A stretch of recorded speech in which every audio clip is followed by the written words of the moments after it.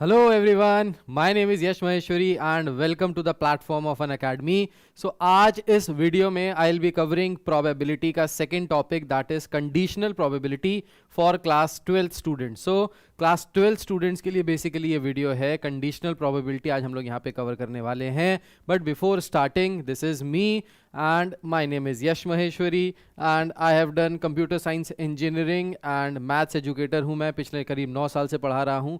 CBSE, ICSE as well as ISC schools में पढ़ा चुका हूँ. एंड इससे आपको ये आइडिया लगेगा कि मुझे पेपर चेक करने में जा चुका हूँ, तो उसका एक्सपीरियंस है और उस एक्सपीरियंस के बेसिस पे ही मैं आपको गाइड करूंगा यहाँ पे कि किस तरीके से आपको प्रेजेंटेशन देनी है, बोर्ड एग्जामिनेशन में कैसे क्वेश्चंस आते हैं, क्या इंपॉर्टेंट है क्या नहीं इंपॉर्टेंट है, कैसे प्रेजेंट करने हैं अपने answer. So all of this ये मैं आपको यहाँ पे बताऊंगा इसी चैनल पे. So let's start. So before starting आप लोगों ने अनअकैडमी का लर्निंग ऐप डाउनलोड कर लिया होगा. अगर अभी तक नहीं किया है तो जल्दी से कर लीजिए. करना क्या है, प्ले स्टोर पे जाना है, प्ले स्टोर पे जाके अनअकैडमी लिखना है, वहाँ पे you will get an option for Unacademy learning app. इसको डाउनलोड करना है. डाउनलोड करके आप जिस भी क्लास के हैं वो डाल दीजिए, अपना फ़ोन नंबर डाल दीजिए, ईमेल आईडी जो जो पूछे वो आप डाल दीजिए. आप लोग स्मार्ट हैं, आपको पता है कैसे डाउनलोड करना है. सो इसको डाउनलोड कर लीजिए.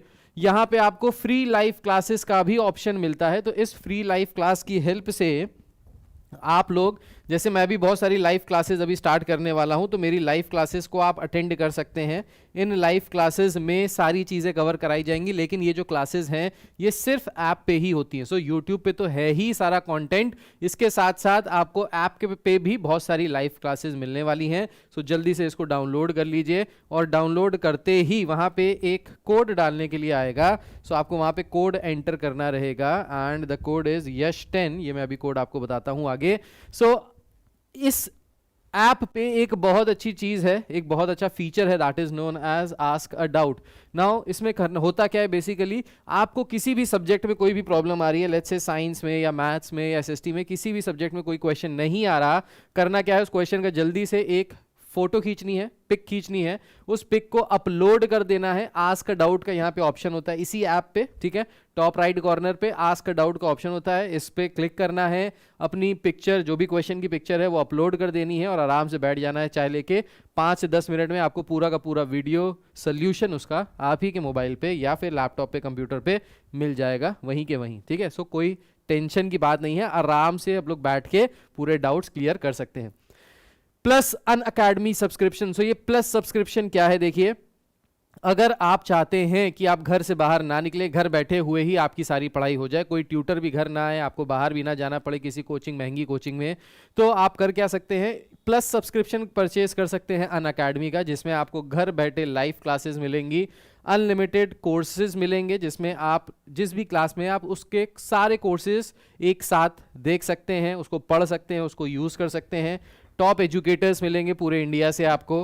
रेगुलर डाउट क्लियरिंग क्लासेस होती हैं, वहाँ पे आंसर्स भी बताए जाते हैं, पूरा कोर्स कवर किया जाता है, टेस्ट सीरीज होती हैं, प्रैक्टिस टेस्ट होते हैं, स्टडी मटेरियल होता है. तो ये सारी चीज़ें आपको एक ही ऐप पे एक ही सब्सक्रिप्शन में मिल जाती हैं. ये है प्लस सब्सक्रिप्शन, ठीक है. अब इसके चार्जेस क्या हैं, सो चार्जेस बहुत नॉमिनल से हैं. एक साल का इसका जो चार्ज है that is just ₹15,000. So 15,000 rupees में आप साल भर की तैयारी इस प्लेटफॉर्म के थ्रू कर सकते हो. और ऐसा नहीं है इस 15,000 में सिर्फ एक ही सब्जेक्ट पढ़ना है, जितने सब्जेक्ट्स पढ़ना चाहो उतने सब्जेक्ट्स पढ़ सकते हो, जिससे पढ़ना चाहो उससे पढ़ सकते हो. सो बहुत सारे एजुकेटर्स हैं, बहुत सारे सब्जेक्ट्स हैं, बहुत सारा कोर्स है, वो सारा कोर्स आप यहाँ पे एक्सेस कर पाओगे.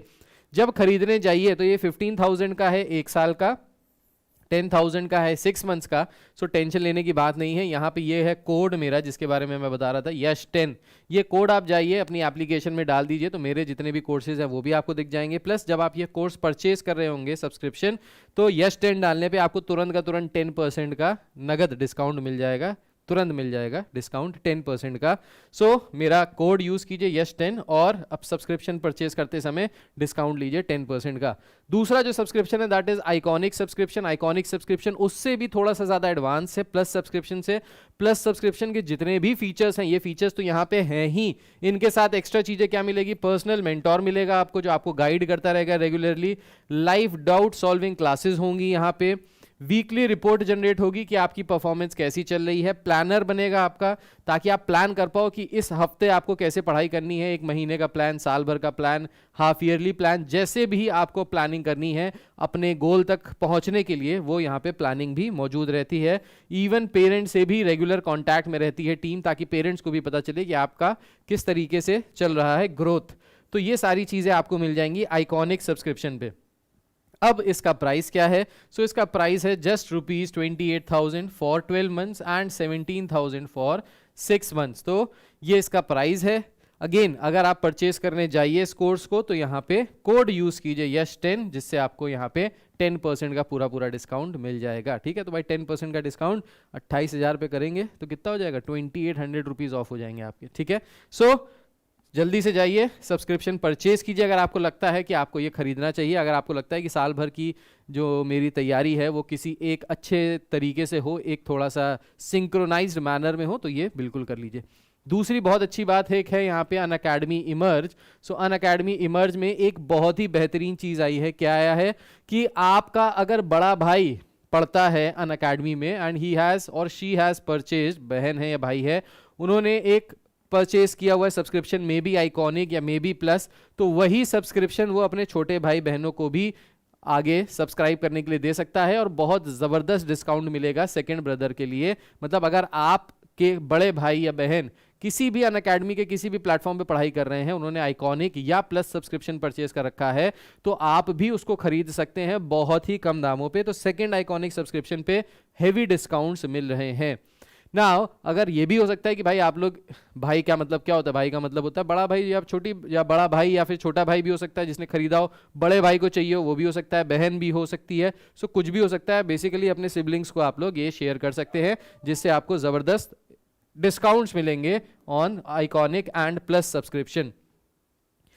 फर्स्ट 1000 सब्सक्राइबर्स को यहाँ पे ऑफर्स मिल रहे हैं। अगर आप 12, 15 या 18 मंथ्स का लेते हैं तो 2 मंथ्स फ्री मिलते हैं, 24, 36, 48 मंथ्स का लेते हैं तो 4 मंथ्स फ्री मिलते हैं, 60, 70 to 84 मंथ्स का लेते हैं तो 6 मंथ्स फ्री मिलते हैं, एंड सो ऑन। तो ये सारी चीज़ें यहाँ पे हैं और यही चीज़ें यहाँ पे आइकॉनिक में भी है और यही चीज़ें हमारे प्लस में भी हैं। सो ये सारे ऑफर्स आए हुए हैं जस्ट फॉर यू। एक बहुत ऑसम चीज़ आई हुई है जो है हमारा अनअकैडमी कॉम्बैट के बारे में पता ही होगा आपको। सो ये स्कॉलरशिप टेस्ट होता है फॉर क्लासेस 6 to 12 के स्टूडेंट्स के लिए, जहाँ पे स्कॉलरशिप वर्थ ₹1 करोड़ दी जाती हैं सारे बच्चों को। सो हर संडे ये एग्जाम्स होते हैं, ये स्कॉलरशिप टेस्ट कंडक्ट कराए जाते हैं। इस बार 27 जून को हो रहा है। For class 9th and 10th सुबह 11 बजे है, for class 6, 7th, 8th it is at 12 PM and for 11th and 12th it is at 1 PM। कोई भी चार्जेस नहीं होते इसमें, ये फ्री ऑफ कॉस्ट होता है। इस टेस्ट को दीजिए, बेसिक सा टेस्ट होता है। अगर आपके इस टेस्ट में अच्छे मार्क्स आए तो आपको बहुत ज़बरदस्त स्कॉलरशिप्स और प्राइजेस मिल सकते हैं। सो जल्दी से इसको एनरोल कर लीजिए इसमें। और यहाँ पे भी जब जाइएगा तो यहाँ पे भी यश10 कोड यूज़ कीजिएगा, तो कोड यूज़ करके आप इस टेस्ट को दे सकते हैं, which is happening on 27th June of this month. ठीक है, सही है। चलिए सो स्टार्ट करते हैं आज का topic. So today's topic is conditional probability.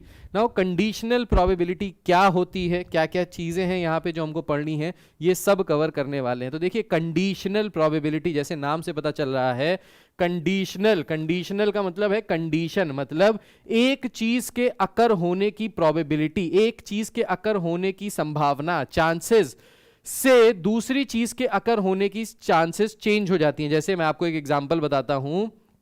Let's say हम लोग कह देते हैं कि हम लोग वीकडे की बात कर रहे हैं, ठीक है।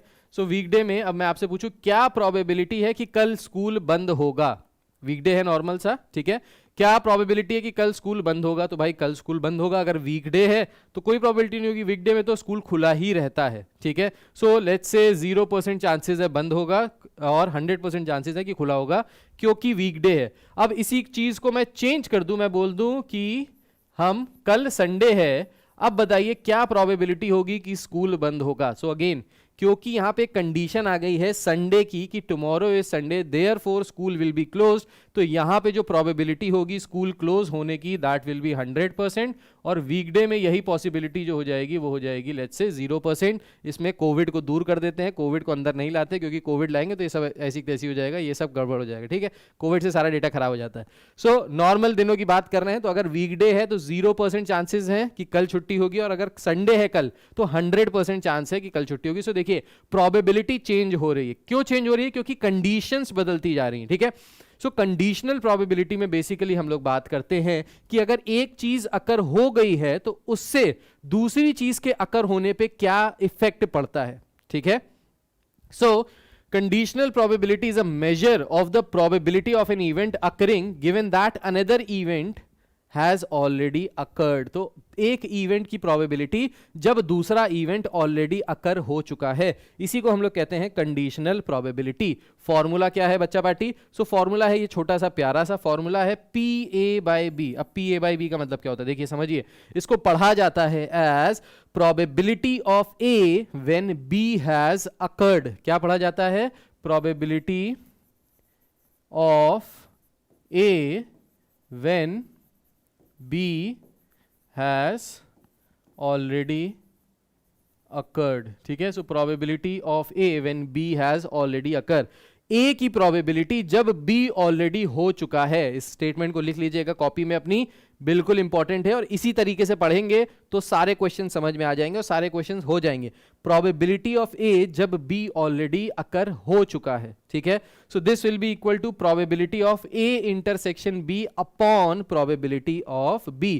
तो A के अकर होने की प्रोबेबिलिटी जब B अकर हो चुका है, ये किसके बराबर है? This will be equal to probability of A intersection B upon probability of B। अब एक चीज याद रखिएगा, जो ऑलरेडी अकर हो चुका है वही वाले इवेंट की प्रोबेबिलिटी डिनोमिनेटर में आएगी, याद रख लीजिएगा। क्या बोला मैंने बोला अगर दिया है probability of B/A, so B/A का मतलब क्या हो गया? Probability of B when A has already occurred. So this will be equal to probability of A intersection B upon probability of क्या ऑलरेडी अकर हो चुका है? A ऑलरेडी अकर हो चुका है, therefore probability of A will be there in the denominator part. तो ये आ गया ये, ठीक है, कोई दिक्कत तो नहीं। चलिए आगे बढ़ते हैं। सो अब क्वेश्चंस लगाते हैं डायरेक्टली। सो ये तो था छोटा सा प्यारा सा फॉर्मूला कंडीशनल प्रोबेबिलिटी का। आ जाते हैं क्वेश्चन पे और समझते हैं क्वेश्चन से कैसे डेटा इंटरप्रेट करना है। फर्स्ट ऑफ ऑल देखिए, प्रोबेबिलिटी के क्वेश्चन होते आसान है, बस इंटरप्रिटेशन होना चाहिए। मतलब क्वेश्चन समझ में आना चाहिए कि दिया क्या है, पूछ क्या रहा है, और लॉजिक क्या लगेगा उसके पीछे, वो हम लोग यहां से समझ लेंगे। क्वेश्चन देखिए क्या है, कह रहा है in a college 70% students pass in physics. कह रहा है एक कॉलेज में 70% बच्चे फिजिक्स में पास होते हैं, 75% बच्चे मैथमेटिक्स में पास होते हैं, and 10% students fail in both, दोनों में ही फेल हो जाते हैं भाई, ठीक है, ऐसे भी बेचारे बच्चे होते हैं। One of the student is chosen at random. What is the probability that he passes in physics and maths? क्या probability है कि वो physics में भी पास हो जाए and maths में भी पास हो जाए, ठीक है। सो इसकी probability हमको निकालनी है। चलिए सो सबसे पहले देख लेते हैं, हम लोग बोल देते हैं इवेंट्स को लिख लेते हैं यहाँ पे। इवेंट को ले लेते हैं। Let's say even is a event जिसमें स्टूडेंट passes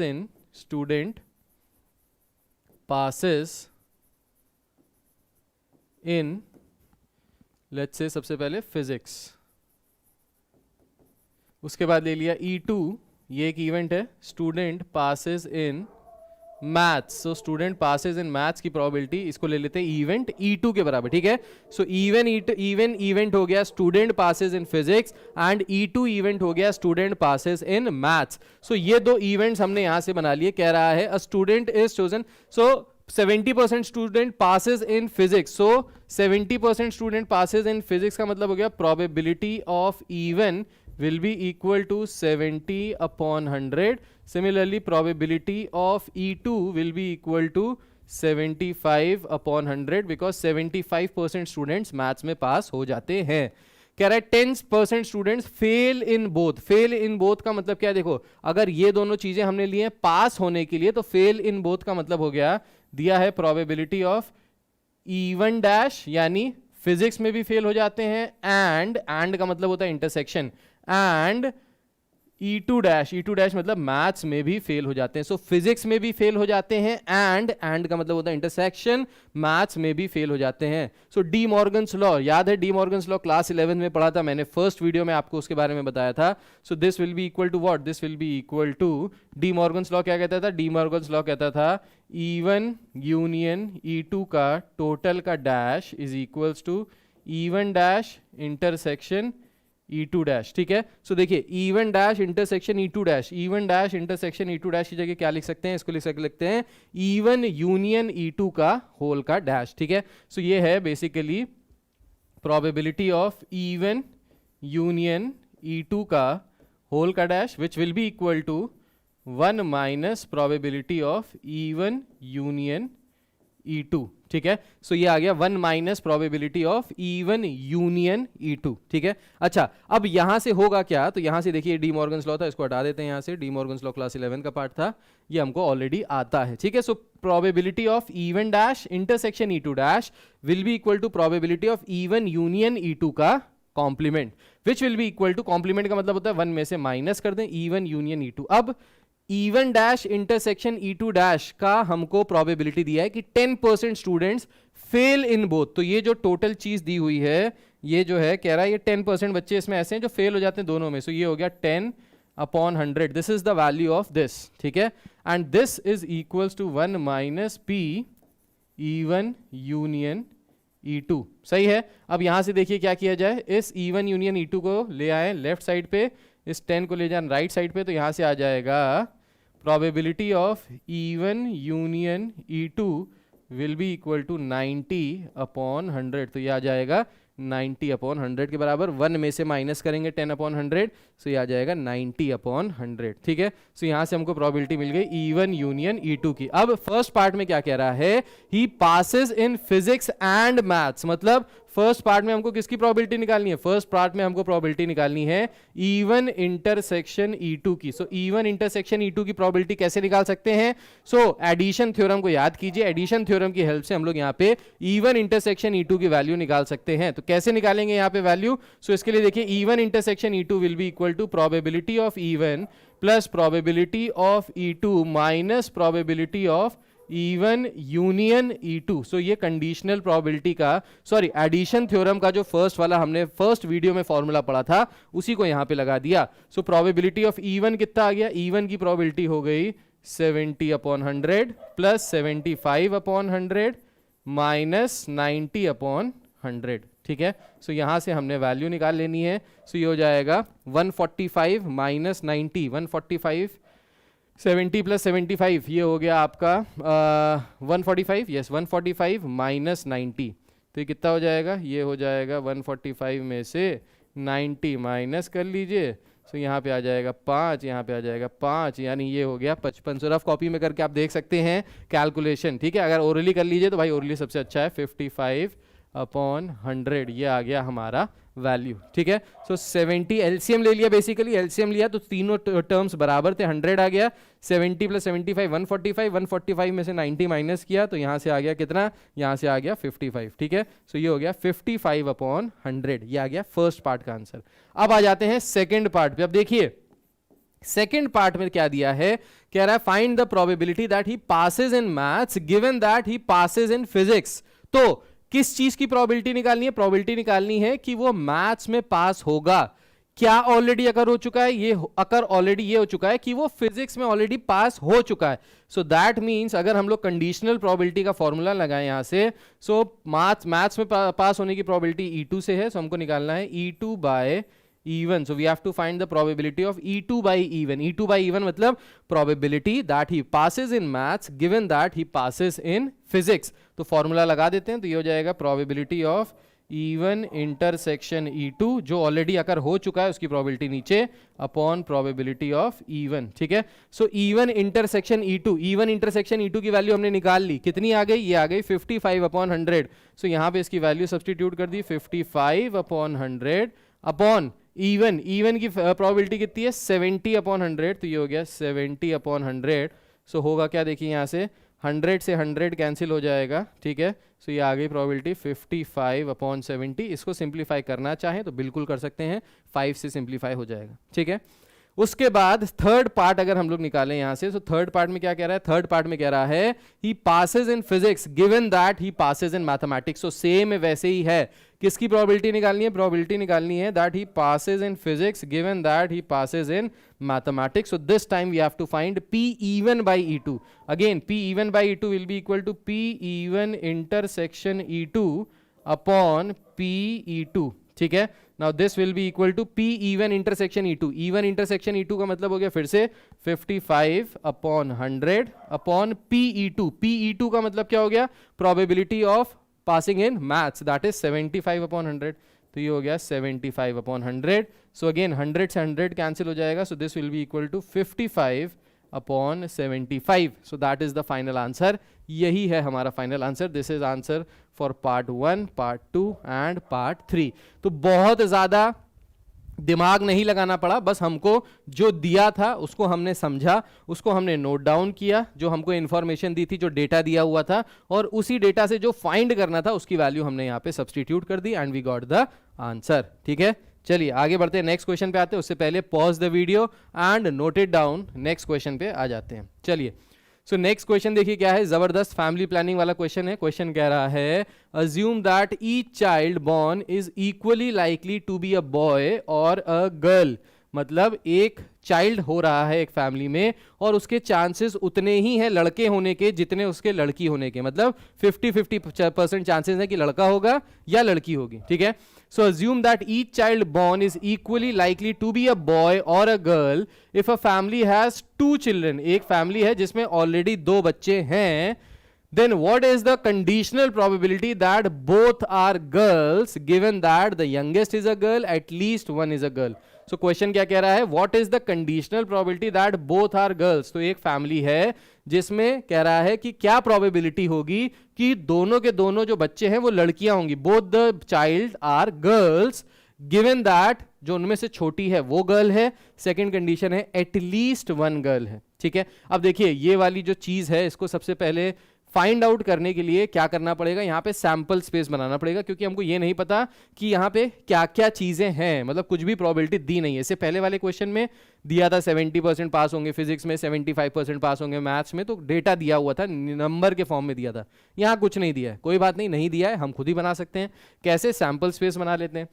सो अगर एक परिवार है जिसमें 2 बच्चे हैं, if a family has 2 children, then what can be the different outcomes? Outcomes can be कि दोनों ही बच्चे बॉय हैं, या फिर क्या हो सकता है पहला वाला बॉय है दूसरी वाली गर्ल है, या फिर क्या हो सकता है पहली वाली गर्ल है दूसरा वाला बॉय है, या फिर क्या हो सकता है दोनों ही बच्चे गर्ल्स भी हो सकते हैं, गर्ल गर्ल। सो यहाँ से टोटल सैंपल स्पेस बना boy boy, boy girl, girl boy and girl girl. ये टोटल आउटकम्स हो सकते हैं। अगर परिवार में 2 बच्चे हैं तो इसी तरीके से हो सकते हैं, या तो दोनों लड़के होंगे, या एक बड़ा वाला भाई लड़का, छोटी वाली बहन लड़की, या बड़ी बहन लड़की, छोटा भाई लड़का, या फिर दोनों की दोनों ही गर्ल्स। ठीक है, सो ये टोटल आउटकम हो गया हमारा। अब निकालना क्या है देखिए, सो कह रहा है what is the conditional probability that both are girls. तो जो निकालना होता है ना उसको हम लोग ले लेंगे यहाँ पे इवन के बराबर। तो इवन ले लेते हैं हम लोग ने, यहाँ पे इवेंट्स को बता दिया, इवेंट्स को सबसे पहले डिफाइन करना है। तो इवेंट्स डिफाइन कर दिए दैट किसकी प्रोबेबिलिटी निकालनी है, both are girls, both are girls. अब बोथ आर गर्ल्स का मतलब है दोनों बच्चे, बोथ आर गर्ल्स। ठीक है, given that the youngest is a girl, तो E2 हमने निकाल लिया जिसकी जो ऑलरेडी अकर हो चुका है। So given that youngest is a girl. ठीक है, यंगेस्ट का मतलब होता है छोटी वाली, इज अ गर्ल। ठीक है, अब देखिए इवन हमको निकालना क्या है यहाँ से, तो हम अगर यहाँ पे कंडीशनल प्रोबेबिलिटी सोचें, सो हमको प्रोबेबिलिटी निकालनी है, probability that both are girls. So we have to find probability of even given that probability of E2. So this will be equal to probability of even intersection E2 upon probability of E2, जो already अगर हो चुका है उसकी probability हमेशा नीचे रहेगी। हमको यहाँ से निकालना क्या है, देखिए हमको यहाँ से निकालना है probability of E2 पता चल जाए और even intersection E2 पता चल जाए। अब even intersection E2 कैसे निकालेंगे, सो even intersection E2 का मतलब होता है दोनों को मिला जुला के, बोथ द स्टेटमेंट्स का जो इंटरसेक्शन वाला पार्ट होता है, कॉमन पार्ट होता है, that is known as even intersection E2। So कह रहा है both are girls and youngest is a girl. देखिए एंड लगाया है मैंने, पहली स्टेटमेंट बोली, एंड लगाया, दूसरी स्टेटमेंट बोली और यहां से पता चल गया निकालना क्या है। सो बोथ आर गर्ल्स, कह रहा है दोनों बच्चे गर्ल हो, एंड उनमें से जो छोटी वाली हो वो भी गर्ल हो। तो इसके फेवरेबल आउटकम कितने हो जाएंगे भाई? बोथ आर गर्ल्स, दोनों लड़कियां होनी चाहिए और छोटी वाली भी लड़की होनी चाहिए। तो भाई इसका तो एक ही आउटकम बनेगा ना। यहाँ पे कौन सा आउटकम बनेगा? ये वाला आउटकम बनेगा, ये जी वाला। इसमें क्या कह रहा है? दोनों लड़कियां हैं और छोटी वाली भी लड़की है। तो जाहिर सी बात है अगर दो लड़की हैं तो उसमें से एक बड़ी होगी और एक छोटी होगी। ठीक है, सो इसका जो फेवरेबल आउटकम आया वो आया 1 आउट ऑफ, टोटल आउटकम्स कितने हैं? सो टोटल आउटकम्स हैं 4। ठीक है, सो E1 इंटरसेक्शन E2 का मतलब क्या हो गया? E1 इंटरसेक्शन E2 का मतलब हो गया दोनों ही लड़कियां हैं एंड जो छोटी वाली है वो भी लड़की है। तो इसका फेवरेबल आउटकम हुआ 1, टोटल आउटकम हुआ 4। ठीक है, सेकंड वाला देखिए PE2, probability of E2। Probability of E2 का मतलब है प्रोबेबिलिटी की छोटी वाली जो है दैट इज अ गर्ल। ठीक है, यंगेस्ट इज अ गर्ल। तो अब छोटी वाली गर्ल है तो हम लोग ये मान रहे जो पहले हो रहा है वो बड़ा है, जो बाद में हो रहा है वो छोटा है। ठीक है, सो यहां पे गर्ल जो है वो यंगेस्ट इज अ गर्ल है और ये वाला भी जो केस है इसमें भी यंगेस्ट इज अ गर्ल है। तो ये दोनों केसेस हैं जहां पे यंगेस्ट वाली जो है वो गर्ल है। ठीक है, सो यहां से टोटल फेवरेबल आउटकम कितने हुए? 2। टोटल आउटकम कितने हुए? 4। 4 से 4 कैंसिल हो गया, आंसर कितना आ गया? आंसर आ गया 1/2। सो probability that both are girls given that youngest is a girl, इसकी probability कितनी है? इसकी probability है हाफ, 50%। ठीक है, चलिए सेकंड पार्ट पे आते हैं। So this was part number 1। Now let's come to second part. Second part में क्या कह रहा है? सेकंड पार्ट में कह रहा है eight least 1 is a girl. देखिए सेकंड पार्ट में जो कह रहा है वो क्या कह रहा है? कह रहा है find the conditional probability that both are girls. तो E1 तो यही रहेगा, बोथ आर गर्ल्स, E1 यही रहेगा। Given that at least 1 is a girl, तो कम से कम एक जो है वो तो लड़की है। ठीक है, सो यहां पे हम लोग क्या करते हैं? E1 E2 लिया, अब यहां पे एक इवेंट और बना दिया सेकंड पार्ट के लिए, दैट इज E3। E3 का मतलब क्या हो गया? At least 1 is a girl. अब at least 1 is a girl हमने ले लिया E3, at least 1 is a girl. So ये ले लिया हमने इवेंट E3। अब देखिए प्रोबेबिलिटी किसकी निकालनी है? प्रोबेबिलिटी निकालनी है probability of E1 bye E3। ये हमको प्रोबेबिलिटी फाइंड करनी है E1 बाय E3। सो E1 बाय E3 का मतलब क्या हो गया? E1 बाय E3 का मतलब हो गया probability that both are girls given that at least 1 is a girl. तो इसका फॉर्मूला यहां से लगाते हैं। सो ये हो जाएगा probability of E1 intersection E3 upon probability of E3, जो ऑलरेडी अगर हो चुका है वो डिनोमिनेटर में रहेगा। ठीक है, E1 इंटरसेक्शन E3। अब E1 इंटरसेक्शन E3 का मतलब क्या हो गया? E1 इंटरसेक्शन E3 का मतलब हो गया भाइयों बहनों कि E1 एंड E3 दोनों को कंबाइन कर दें। ठीक है, सो E1 क्या हो गया? Both are girls and at least 1 is a girl. अब at least 1 is a girl को समझिएगा, at least 1 is a girl का मतलब है कम से कम एक तो लड़की है, एक से ज्यादा भी हो सकती हैं। ठीक है, eight least 1 is a girl मतलब कम से कम एक लड़की है, एक से ज्यादा भी हो सकती है। हमको प्रोबेबिलिटी किसकी निकालनी है? हमको प्रोबेबिलिटी निकालनी है कि E1 intersection E3। E1 intersection E3 मतलब E1 एंड E3 का कॉम्बिनेशन। सो कॉम्बिनेशन देखिए क्या होगा कि both are girls and at least 1 is a girl. तो देखिए बोथ आर गर्ल्स, दोनों लड़कियां हैं एंड कम से कम एक लड़की होनी चाहिए। तो जो ये दोनों लड़कियां हैं इसमें ये अपने आप ही कम से कम एक लड़की वाला तो केस यहां पे ऑलरेडी इसके अंदर ही फिट हो गया है। ठीक है, सो यहां से भी जो फेवरेबल आउटकम आएगा वो क्या आएगा? GG वाला, GG वाला यानी दोनों girls. So at least both are girls when at least 1 is a girl. तो जाहिर सी बात है दोनों लड़कियां हैं, जब कम से कम एक लड़की है तो बिल्कुल सही है। सो ये हो गया यहां से 1/4 अपॉन PE3। PE3 का मतलब है eight least 1 is a girl. Eight least 1 is a girl मतलब कम से कम एक लड़की है। सो कम से कम एक लड़की कहां कहां पे देखिए? सो कम से कम एक लड़की है यहां पे BG, GB एंड GG। कम से कम एक लड़की है मतलब एक भी हो सकती है, दो भी हो सकती है। तो एक वाले केस हो गए BG GB और दो लड़कियां हैं तो ये हो गया GG। तो ये हो जाएगी टोटल फेवरेबल आउटकम कितने हो गए? 3। टोटल आउटकम हो गए 4। 4 से 4 कैंसिल हो गया। So the answer is 1/3। Answer कितना आ गया? आंसर आ गया 1/3। ठीक है, सो सेकंड पार्ट का answer is 1/3। So note down कर लीजिए, वीडियो को पॉज कर लीजिए, आराम से बैठ के लिखिए, फिर उसके बाद आगे बढ़ते हैं। ठीक है, अच्छा इसकी जो शीट है वो शीट मैं टेलीग्राम चैनल पे भी शेयर कर दूंगा। सो A+B² का जो टेलीग्राम चैनल है वो ज्वाइन कर लीजिएगा, तो उस पर वहाँ पे आपको ये सारी शीट्स मिल जाएंगी। ठीक है, चलिए आगे बढ़ते हैं। सो नेक्स्ट पार्ट पे आ जाते हैं। क्वेश्चन देखिए क्या है। क्वेश्चन कह रहा है a black and a red die are rolled, दो तरीके के डाइस रोल किए जा रहे हैं, एक ब्लैक है और एक रेड है, ठीक है। So a black and a red die are rolled, ठीक है, दो डाइसेस हैं, एक ब्लैक है और एक रेड है, तो मैं इसको बना देता हूं, ये हो गया लेट्स से रेड, ठीक है, और ये हो गया लेट्स से ब्लैक। सो दो डाइसेस हैं, ये ब्लैक वाला डाइस है और ये रेड वाला डाई है। So a black and a red die are rolled, find the conditional probability. Die का मतलब पता है ना, ये लूडो खेलते हैं जो, ठीक है, पासा डाई। सो कह रहा है find the conditional probability of obtaining a sum greater than 9 given that black die resulted in a 5। अब देखिए दो डाइस एक साथ रोल किए जा रहे हैं, ब्लैक और रेड कलर के डाई को एक साथ रोल किया जा रहा है। तो सबसे पहले हमारा कर्तव्य ये बनता है कि यहां से हम लोग निकाल लें sample space of rolling two die together. So अगर दो डाई रोल किए जा रहे हैं तो सैंपल स्पेस क्या क्या बन सकता है, देखिए दोनों पे 1 आ जाए, या फिर पहले पे 1 आए दूसरे पे 2 आए, या फिर 1 3, या फिर 1 4, या फिर 1 5, या फिर 1 6, ठीक है, ये आ सकता है। सिमिलरली 2 1 2 2 2 3 2 4 अप टू 2 6, ये भी आ सकता है। सिमिलरली यहाँ पे 6 1 6 2 6 3 6 4 6 5 अप टू कहाँ तक 6 6 तक। सो टोटल जो आउटकम्स बन जाएंगे वो बन जाएंगे 36। ये आपको ऑलरेडी पता है, 10th में भी किया है, 11th में भी किया है, अब तो ये चुटकियों में हो ही जाएगा, ठीक है। सो सबसे पहले हमने सैंपल स्पेस बना लिया क्योंकि कुछ दिया नहीं था। अच्छा, अब निकालना है हमको जिसकी प्रोबेबिलिटी निकालनी है उसको मान लो E1, जिसकी प्रोबेबिलिटी ऑलरेडी अगर हो चुकी है उसको मान लो E2, ठीक है। सो हम लोग ले लेते हैं सबसे पहले E1 को डिफाइन कर लेते हैं और E2 को डिफाइन कर लेते हैं according to the first part.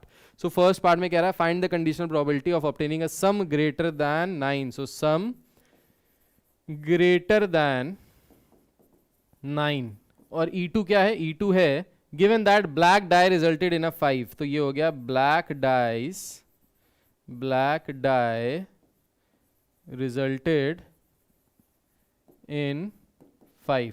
तो दो सिचुएशन, दो इवेंट्स हमने यहां पे सबसे पहले डिफाइन कर लिए। फर्स्ट इवेंट हो गया कि सम जो है वो ग्रेटर देन 9 होना चाहिए, और सेकंड हो गया that black die resulted in 5। तो जो ब्लैक वाला डाई है वो 5 आ रहा है उस पे, ठीक है। सो हमको प्रोबेबिलिटी निकालनी है यहां से फिर से P E1 बाय E2 की प्रोबेबिलिटी निकालनी है, which will be equal to P E1 intersection E2 upon P E2। चलिए अब यहां से प्रोबेबिलिटी निकाल लेते हैं E1 इंटरसेक्शन E2 की। अब देखिए E1 इंटरसेक्शन E2 का मतलब क्या है कि जो सम है वो 9 से बड़ा होना चाहिए, एंड E1 इंटरसेक्शन E2 का मतलब है दोनों का कंबाइंड फॉर्म, कॉमन पार्ट। सो सम 9 से बड़ा होना चाहिए और ब्लैक डाई में 5 से ज्यादा आना चाहिए, ठीक है। सो सबसे पहले हम लोग ब्लैक डाई रोल कर रहे हैं, फिर रेड डाई रोल कर रहे हैं। मतलब जो ये फर्स्ट नंबर आया है, ये सारे फर्स्ट नंबर्स मान लेते हैं कि ये रिप्रेजेंट कर रहे हैं ब्लैक डाई वाले नंबर को, ठीक है। तो ये जो फर्स्ट नंबर आए हैं ये ब्लैक डाई वाले को रिप्रेजेंट कर रहे हैं, और जो दूसरे नंबर आए बाद में जो आया वो रेड डाई वाले का आया है, ठीक है। सो कह रहा है सम जो होना चाहिए वो 9 से बड़ा होना चाहिए। अब देखिए 9 से बड़े होने वाले सम कौन कौन से होंगे, तो यहां पे देखिए 9 से बड़ा सम क्या होगा, या तो 10 होगा या 11 होगा या 12 होगा। सो 10 कब होगा, 10 होगा जब 6 4 आ जाए, या फिर 4 6 आ जाए, या फिर 6 10 हो गया, ठीक है, और 6 4 हो गया, 4 6 हो गया। 11 कब आएगा, जब 5 6 हो जाए, या 6 5 हो जाए, 6 5, या फिर 6 5 हो जाए, या फिर 5 6 हो जाए। अच्छा जी, 12 कब आएगा, जब दोनों के दोनों पे 6 आ जाए, ठीक है। So sum greater than 9, sum greater than 9 का मतलब हो गया बेसिकली, सम ग्रेटर देन 9 का मतलब हो गया या तो सम आएगा 10, या तो आएगा 11, या तो आएगा 12, इससे बड़ा नहीं आएगा। क्यों नहीं आएगा, क्योंकि डाइस पे जो सबसे बड़ा नंबर होता है दैट इज 6, तो अगर दोनों पे 6 6 आएगा तो मैक्सिमम सम जो आएगा वो 12 आएगा, 12 से बड़ा नहीं आएगा, ठीक है। सो ग्रेटर देन 9 का मतलब हो गया 10 11 12। तो 10 कैसे आ सकता है, 6 4 आ जाए या 4 6 आ जाए। 11 कैसे आ सकता है, 5 6 6 5 पे, और 12 कैसे आ सकता है, 6 6 पे, ठीक है। कह क्या रहा है यहां से, कह रहा है sum greater than 9 when black die resulted in 5, ठीक है। तो दोनों का कॉम्बिनेशन देखिए, तो sum resulted in sum greater than 9 and first die पे 5 आना चाहिए, ठीक है। फर्स्ट डाई पे 5 आना चाहिए एंड सम 9 से बड़ा होना चाहिए। तो देखिए इसके कौन कौन से ऑप्शंस होंगे। सो इसके ऑप्शंस होंगे अब सम 9 से बड़ा होना चाहिए, ये ऑप्शन है। अब इसमें फर्स्ट डाई पे 5 आए, तो फर्स्ट डाई पे 5 आने वाला वो सिर्फ एक ही केस है, दैट इज 5/6। तो ये केस ऐसा है जो दोनों कंडीशंस को बिल्कुल फुलफिल कर रहा है, क्या कि सम भी 9 से बड़ा है और फर्स्ट डाई पे 5 आया है, ठीक है। सो यहां से E1/E2 की वैल्यू क्या आ जाएगी, आ जाएगा 1/36, क्योंकि टोटल आउटकम्स यहां से अगर आप काउंट करेंगे तो टोटल आउटकम्स कितने हैं, 36 है। भाई काउंट कर लो, 1 2 3 4 5 6 इधर 6 इधर, 6 × 6 करेंगे 36 आएंगे। ना विश्वास हो लिख के देख लीजिएगा, वही आएगा, ठीक है। सो ये हो गया 1/36 E1/E2। अब E2 की वैल्यू क्या है, E2 क्या है, प्रोबेबिलिटी कि ब्लैक डाई रिजल्टेड इन 5। अब देखिए probability that black die resulted in 5, मतलब जो फर्स्ट डाई आया है उस पे 5 आया हो, तो 5 आया हो, 5 कब आएगा, 5 आएगा भाई बीच में, यहां पे 5/1 आया होगा, 5/2 आया होगा, 5/3 आया होगा, 5/4 आया होगा, 5/5 आया होगा एंड 5/6 आया होगा। सो यहां से अगर प्रोबेबिलिटी देखी जाए, टोटल कितने आउटकम्स हो गए, टोटल आउटकम्स हो गए 6 आउट ऑफ 36, 36 से 36 कट गया, so the answer is 1/6। So first part का आंसर आ गया 1/6। So this is the answer to the first part 1/6, ठीक है। सेकंड पार्ट देखिए भाई, सेकंड पार्ट में क्या कह रहा है, सेकंड पार्ट में कह रहा है find the conditional probability of obtaining the sum 8 given that the red die resulted in a number less than 4, ठीक है। सो यहां पे अब हम लोग क्या कर लेंगे, जिसकी प्रोबेबिलिटी निकालनी है उसको E1 ले लिया या E1 E2 ले लिया, अब यहाँ पे E3 E4 ले लेते हैं, ठीक है। सो जिसकी प्रोबेबिलिटी निकालनी है, प्रोबेबिलिटी किसकी निकालनी है, that probability of obtaining the sum 8, so sum is 8 and E2 क्या, E4 क्या हो जाएगा, that red die resulted in a number less than 4, red die resulted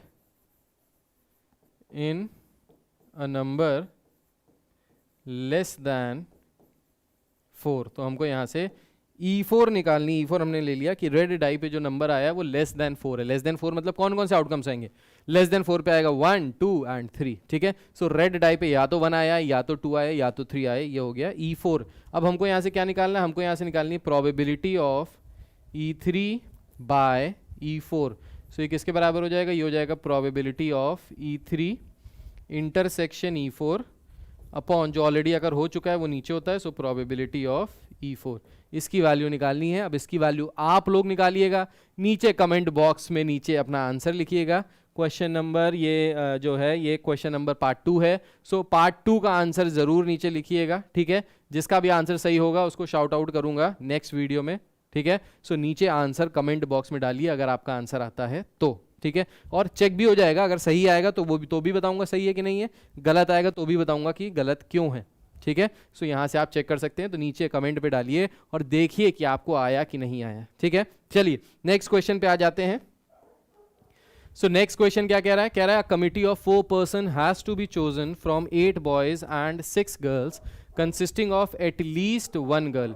find the probability that the committee consist of more girls than boys. बहुत बेहतरीन question है, इस तरीके का क्वेश्चन बहुत चांसेस हैं कि सीबीएसई में आए ये क्वेश्चन बोर्ड में। तो क्या क्वेश्चन क्या है, क्वेश्चन कह रहा है committee of 4 persons has to be chosen from 8 boys and 6 girls. So हमको बॉयज दिए हैं, गर्ल्स दिए हैं, 8 बॉयज दिए हैं एंड 6 गर्ल्स दी हैं।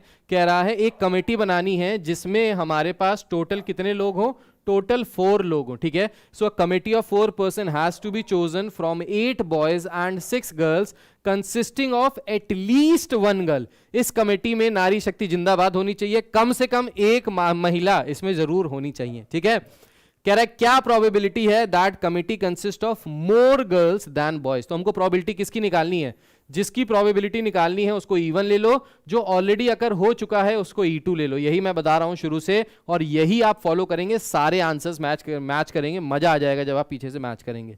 सो E1 क्या हो गया, E1 हो गया दैट जिसकी प्रोबेबिलिटी निकालनी है that the committee consist of more girls than boys. So more girls, मैंने थोड़ा छोटे में लिख दिया, लिख दीजिएगा committee consist of more girls than boys, ठीक है, ये लिख लीजिएगा। This is E1। E2 क्या हो गया, E2 हो गया जो ऑलरेडी अकर हो चुका है।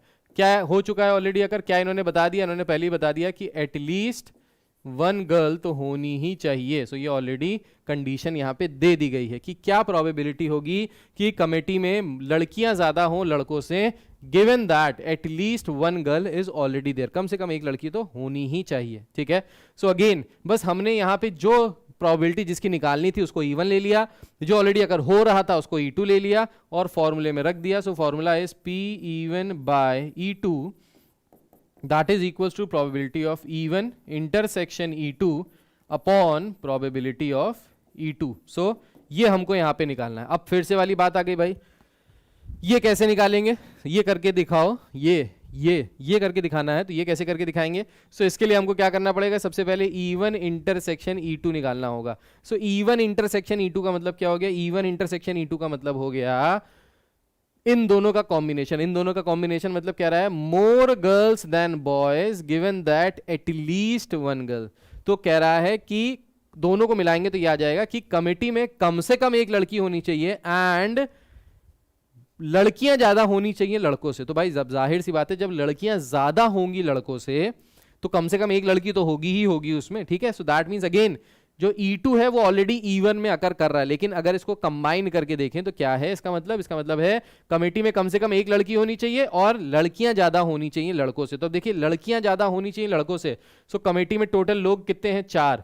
लड़कियां ज्यादा होनी चाहिए लड़कों से, वो पॉसिबिलिटी कब बनेगी, वो पॉसिबिलिटी तब बनेगी जब हमारी कमेटी में 3 गर्ल्स हो, 1 बॉय हो, या फिर या फिर क्या हो सकता है 4 गर्ल्स हो, एक भी लड़का ना हो, 0 बॉय हो।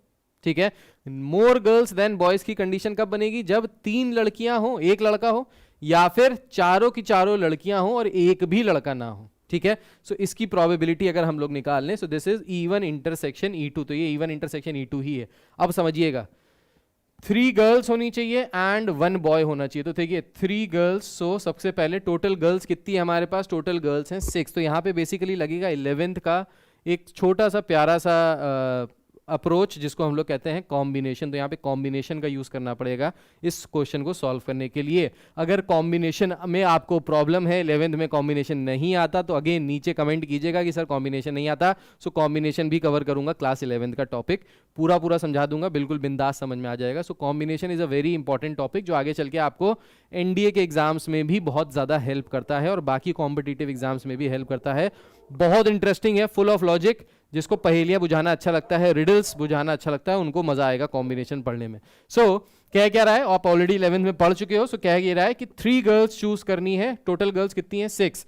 सो इसको किस तरीके से कर सकते हैं, इसको लिख सकते हैं 6C3 इंटू एंड 1 बॉय। 3 लड़कियां हैं, ठीक है, और एक लड़का है। एंड का मतलब होता है multiply, and means multiply 1 boy. So how many boys are there, 8 में से कितने को सेलेक्ट करना है, 1 अपॉन टोटल कितने हैं, 8 + 6 14 में कितने को चूज करना था, 14C4।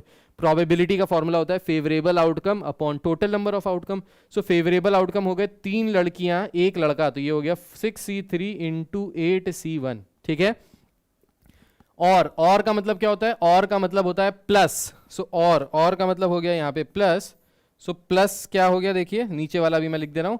सो प्लस और क्या हो सकता है, या फिर चारों की चारों लड़कियां। तो लड़कियां कितनी है 6, सो 6C4 ये हो गया क्या, चारों की चारों लड़कियां। अब 0 बॉयज है तो भाई 0 बॉय की प्रोबेबिलिटी 0 ही होगी, कोई भी लड़का नहीं है तो प्रोबेबिलिटी 0 हो गई। ठीक है, अपॉन टोटल आउटकम्स। तो टोटल आउटकम्स हो गया 14C4, टोटल 14 लोग हैं, 8 + 6 टोटल 14 लोग हैं, 8 गर्ल्स 6 बॉयज, टोटल बंदे 14। इसमें से कितने सेलेक्ट करने हैं, 4। तो जितने सेलेक्ट करने होते हैं वो हम लोग नीचे रखते हैं बेस पे, और जितने टोटल दिए होते हैं उसमें से सेलेक्ट करते हैं। ठीक है, सो यहां से आ गया हमारा E1 इंटरसेक्शन E2 किसके बराबर आ जाएगा, ये आ जाएगा 6C3 into 8C1 plus 6C4 total upon 14C4। सो ये तो आ गया अपना क्या, ये आ गया अपना numerator part, E1 intersection E2। अब निकालते हैं E2 क्या है, एटलीस्ट 1 गर्ल। एटलीस्ट 1 गर्ल का मतलब क्या है, कम से कम एक लड़की होनी चाहिए इस कमेटी में जो 4 लोगों की बन रही है। सो एटलीस्ट 1 गर्ल के लिए क्या कर सकते हो, देखिए एटलीस्ट का सबसे शॉर्ट तरीका क्या होता है निकालने का, अगर कहीं पे भी आपको एटलीस्ट निकालना है, सो एटलीस्ट निकालने का बेस्ट वे होता है 1 - none।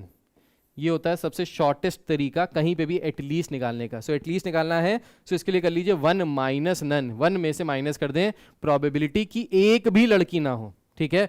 तो एक भी लड़की ना हो मतलब जो ये 4 की कमेटी बन रही है इसमें एक भी लड़की ना हो। सो एक भी लड़की ना हो का मतलब क्या है, एक भी लड़की ना हो का मतलब है एक भी लड़की ना हो का मतलब एक भी लड़की ना हो, सारे लड़के ही हो, ठीक है। सो दैट मीन्स यहाँ से क्या क्या केसेस बनेंगे, यहाँ से केसेस बनेंगे 4 बॉयज 0 गर्ल्स, ठीक है। एक भी लड़की ना हो तो इसकी कंडीशन ये बनेगी 4 बॉय 0 गर्ल। एक भी लड़की ना हो मतलब चारों के चारों लड़के हों, ठीक है। अब प्रोबेबिलिटी कि चारों के चारों लड़के हों, इसकी प्रोबेबिलिटी क्या होगी, सो इसकी प्रोबेबिलिटी हो जाएगी चारों के चारों लड़के, तो टोटल बॉयज कितने हैं 8, सो ये हो गया 8C4, 8 में से कितने लड़के सेलेक्ट करने हैं 4, और टोटल बच्चे कितने हैं 14, 14 में से कितने सेलेक्ट करने हैं 4, ठीक है। सो फेवरेबल आउटकम हो गया यहाँ से 8C4, 8C4 मतलब चारों के चारों लड़के हैं, 4 बॉयज 0 गर्ल्स का तो मतलब है गर्ल्स 0 ही होंगी, तो उनको हटा दिया, गर्ल्स का कोई मतलब ही नहीं है, ठीक है। 0 गर्ल्स तो 0 ही हो गया। सो ये हो गया 8 में से 4 लड़के चूज कर लो और टोटल 14 में से 4 चूज कर लो, तो ये आ गया। सो इसको अगर थोड़ा सा सॉल्व करें, सो ये सॉल्व करके कितना आ जाएगा, ये सॉल्व करके आ जाएगा, या फिर इसको ऐसे लिख लेते हैं, इसको ऐसे ही छोड़ देते हैं, ठीक है। इसको थोड़ा सा सॉल्व करेंगे तो ये आ जाएगा 14C4 minus 8C4 upon 14C4, ठीक है। सो यहाँ से अगर एलसीएम ले लेंगे तो ये 14C4 ऊपर चला जाएगा, माइनस 8C4 अपॉन 14C4, इसकी वैल्यू यहाँ पे रख लेते हैं, तो ये आ गया 14C4 minus 8C4 divided by 14C4। So 14C4 से 14C4 कैंसिल आउट हो गया, ठीक है। अब हमारे पास बचा 6C3 8C1 प्लस 6C4। सो इसकी वैल्यूज यहाँ पे आप रख लीजिएगा, ये आप क्लास 11th में ऑलरेडी पढ़ चुके हैं वैल्यूज कैसे रखी जाती हैं। सो अगर आता है तो बहुत अच्छी बात है, अगर नहीं आता तो चुनाव चिन्ह छाता बनाने की जरूरत नहीं है, नीचे लिख दीजिएगा, नीचे मेंशन कर दीजिएगा, नीचे छाता बना दीजिएगा कमेंट में, मैं समझ जाऊंगा नहीं आता, ठीक है।